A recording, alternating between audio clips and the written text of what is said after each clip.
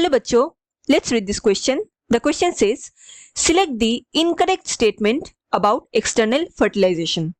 हमें external fertilization के definition का incorrect statement दिए गए options में से choose करने हैं.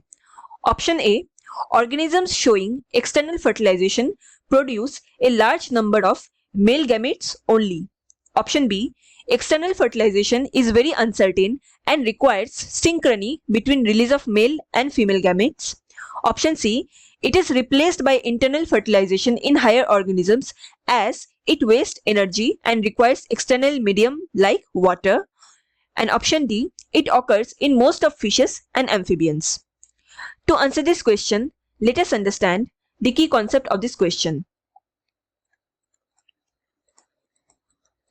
Here, the key concept is types of fertilization.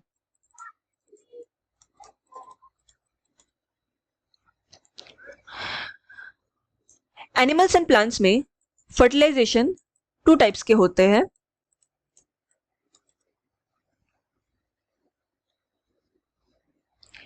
पहला है internal fertilization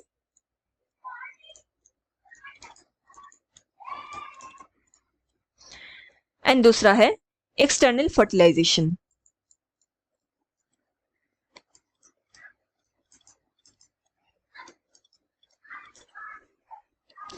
now internal fertilization क्या होता है?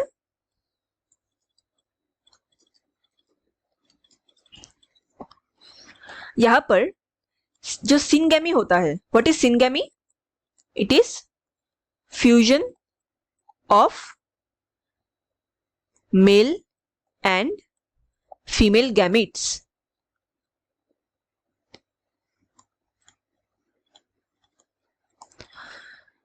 So internal fertilization में syngamy it occurs inside the body, that is female के body के अंदर syngamy का process होता है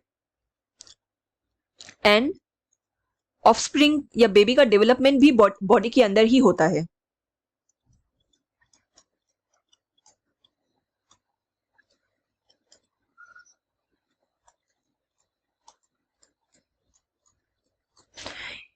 इंटरनल फर्टिलाइजेशन के एग्जांपल्स होते हैं जैसे कि मैमल्स, जिसमें हम ह्यूमन बींग्स इंक्लूड है,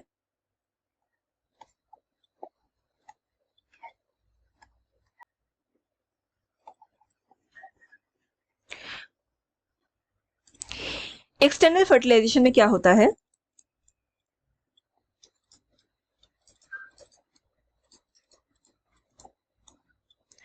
यहां पे syngamy that is fusion of male and female gametes, ये आउटसाइड ऑफ बॉडी होता है.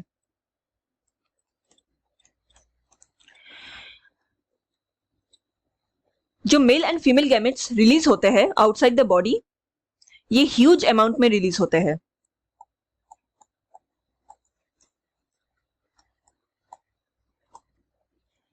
both male and female gamete.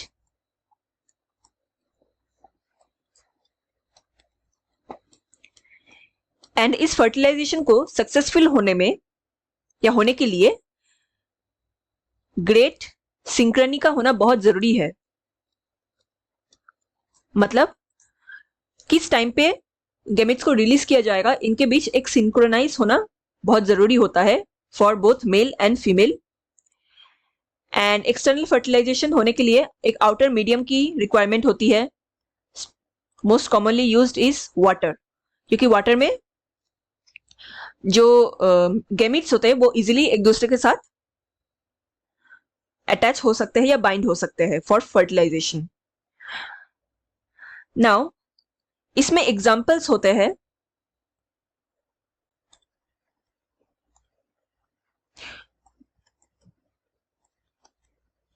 most of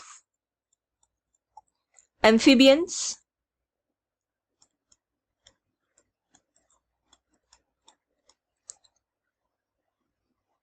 and fishes, etc. Now let's check our options again. Question में पूछा गया है, हमें इनकरेक्ट स्टेटमेंट बताना है about external fertilization. Option A, organisms showing external fertilization produce a large number of male gametes only. Only is the correct, it's not the correct word. Both male and female gamete huge amount में release होता है for successful fertilization. So this statement is incorrect here. Option B, external fertilization is very uncertain and requires synchrony between release of male and female gametes. ये statement सही है। External fertilisation में दोनों जो male and females होते हैं उनके बीच huge synchronisation होना जरूरी होता है कि कब गैमेट्स को रिलीज करना है। तो इस बीच दौरान कई बार एक अनसर्टेनिटी बना रहता है कि किस टाइम रिलीज होगा और किस टाइम नहीं। So this statement is correct statement. Option C, it is replaced by internal fertilization in higher organisms as it wastes energy and requires external medium like water. ये statement भी correct है। external fertilization में huge amount of male gametes and female gametes को release करना पड़ता है। इसके बाद भी जो fertilization का rate होता है वो highly risky होता है, because जो external medium में release किया जाता है जैसे कि water, उसमें दूसरे fishes भी present होता है जो इन गैमेट्स को या एग्स को फीड करते हैं। तो इसलिए ही हाई नंबर में इन गैमेट्स को रिलीज किया जाता है कि एटलीस्ट कुछ सरवाइव कर जाए, मतलब कुछ गैमेट्स या जाइगोट सरवाइव कर जाए। सो ये प्रोसेस एक्चुअली बहुत एनर्जी को वेस्ट करते हैं एंड एक वाटर के ऊपर डिपेंडेंसी भी रह जाता है। सो this statement is a correct statement. And option D, it occurs in most of fishes and amphibians, ये भी करेक्ट स्टेटमेंट है। So the incorrect statement here is option A, organisms showing external fertilization produce large number of male gamete only. This is our answer here. Hope you understood it well. Best of luck.